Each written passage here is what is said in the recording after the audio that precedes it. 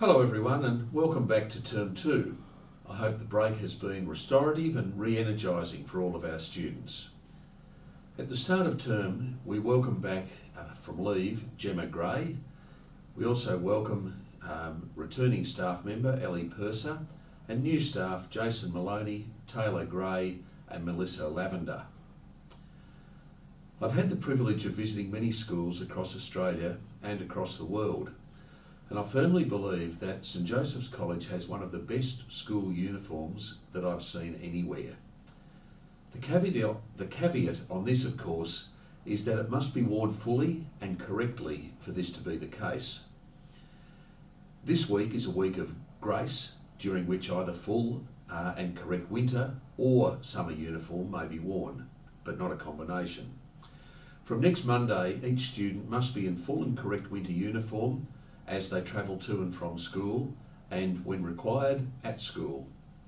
May I respectfully request that all families support the college in this important expectation. During the holiday break, I had the privilege of spending 10 days with a group of leaders from Edmund Rice schools across the world at an Edmund Rice Education Beyond Borders symposium in South Africa. EREBB is a global network of over 280 schools educating well over 2,000 students. Our involvement in the network is an important element in our strategic goal of providing our students with a global perspective. In coming months and years, there will be opportunities for many of our students to engage online with young people who live in a very different context to ours. In addition to online interaction, we hope to have some face-to-face interaction with Year 12 students given the opportunity to visit Kenya and Uganda later this year after their VCE exams. The value of interaction with other communities can be demonstrated by the following true story. In a hotel foyer, there's a fish tank with many brightly coloured goldfish. In a large pond just outside in the hotel garden, there are many of the same variety of fish. The fish in the tank are tiny, those in the pond are huge. The fish only grows as large as its environment allows. In developing engagement with other young people across the world, we provide our students with the chance to grow and expand in so many ways. While in South Africa, our group visited a number of schools, some serving wealthy communities and others serving the very poor. The disparity between the haves and the have-nots reminded me of just how important it is that here at St Joseph's we continue to educate and advocate for a just world. With Edmund Rice Day early next month, we have the opportunity to support education for our friends at Kenseka in Uganda. And as Pope Francis reminds us, to educate is an act of hope. On Edmund Rice Day we stand in solidarity with the poor, we advocate for justice for them, and we put our money where our mouth is. During the break, I had the opportunity to do some reading and read a lot about Nelson Mandela and Archbishop Desmond Tutu. I also visited Soweto, the centre of so much protest, violence and death during the final years of the apartheid era.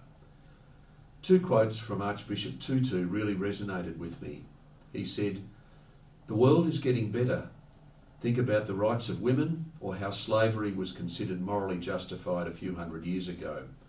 We are growing and learning how to be compassionate, how to be caring, how to be human." And a second quote, "Without forgiveness, we remain tethered to the person who harmed us. We are bound to the chains of bitterness, tied together, trapped. Until we can forgive the person who harmed us, that person holds the keys to our happiness. They are our jailer. When we forgive, we take back control of our fate and our feelings. We become our own liberator." And of course, that's why we have restorative practice here at St Joseph's. During the break here, we refurbished and refitted the Adam Bryant Weights and Fitness Centre. It's now equipped with state-of-the-art equipment and facilities to support our PE programs, particularly for our elite sportsmen, who now have facilities to undertake strength and conditioning programs, either set by their own external coaches or by our staff, including our recently appointed doctoral researcher from Federation University. And finally, the last college tours for families considering enrolment at St Joseph's take place over the next 2 weeks. These tours have been well supported, with all but the final day completely booked out. I'm very grateful to our college registrar, Adele Mawson, for her work in arranging these tours, and to our student leaders and senior staff who've been involved in leading them and answering any parent queries. God bless.